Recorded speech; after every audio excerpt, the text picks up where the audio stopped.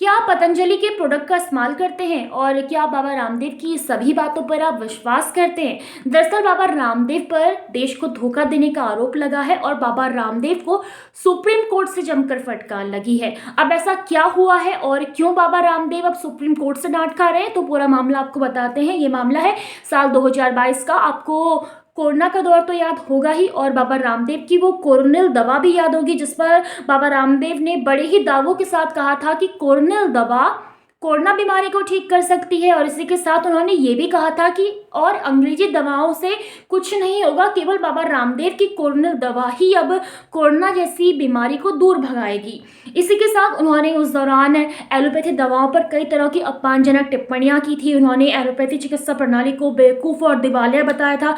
इसी के साथ उस दौरान हमने देखा होगा कि किस तरह से लोग ऑक्सीजन सिलेंडर के लिए भाग रहे थे, तो उन्होंने ऑक्सीजन सिलेंडर ढूंढने वाले नागरिकों का भी मजाक उड़ाया था। तो इस तरह की अपमानजनक टिप्पणियों के बाद इंडियन मेडिकल एसोसिएशन खासा नाराज हुआ।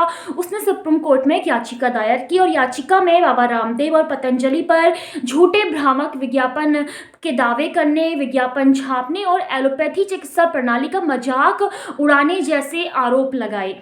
उसके बाद 21 नवंबर 2023 को इंडियन मेडिकल एसोसिएशन की याचिका पर सुनवाई हुई तो बाबा रामदेव को कड़ी फटकार लगाई गई और बाबा रामदेव से साफ तौर पर यह कहा गया कि ना ही वो ऐसे विज्ञापन छापेंगे जो जनता को भ्रामक करते हो और ऐसी कोई दवा नहीं है जो किसी बीमारी को पूरी तरह से ठीक कर सकती है। तो इस तरह के दावे भी बाबा रामदेव ना करें। जिसके बाद सुप्रीम कोर्ट में बाबा रामदेव के वकील ने यह आश्वासन दिया कि अब बाबा रामदेव की तरफ से ना ही कोई बयान आएगा और ना ही किसी अन्य दवा को लेकर आपत्तिजनक टिप्पणी की जाएगी।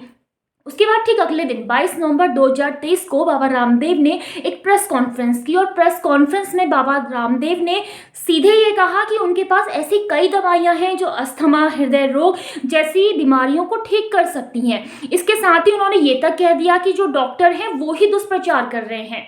इस तरह के बयान के बाद सुप्रीम कोर्ट खासा नाराज हुआ है और जहां उनसे कहा गया था कि वो कोई भी ऐसे विज्ञापन नहीं छापेंगे जो किसी भी बीमारी को ठीक करने का दावा करते हो, लेकिन बाबा रामदेव ने सुप्रीम कोर्ट के आदेश का भी उल्लंघन किया और अखबारों में हम आए दिन अस्थमा, हृदय रोग जैसे बीमारियों को ठीक करने वाले दावे के पतंजलि के विज्ञापन को देखते आए।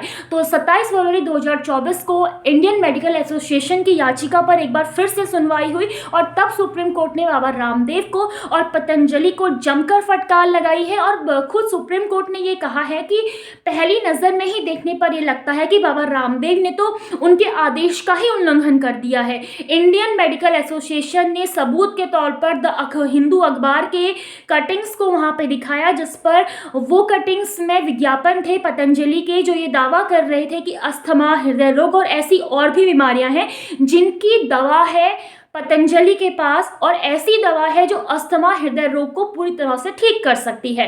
अब सुप्रीम कोर्ट ने बाबा रामदेव को ऐसे सभी विज्ञापन को छापने के बंद करने के खास तौर पर आदेश दे दिए हैं। अब ना ही ऐसा कोई विज्ञापन छपेगा। इसके साथ ही बालकृष्ण को और बाबा रामदेव को अवमानना नोटिस भी जारी कर दिया है।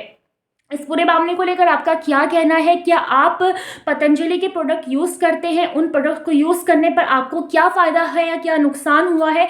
कमेंट बॉक्स में ज़रूर बताइएगा। इस पूरे मामले को लेकर आपका क्या कहना है वो भी आप हमें ज़रूर बताइएगा।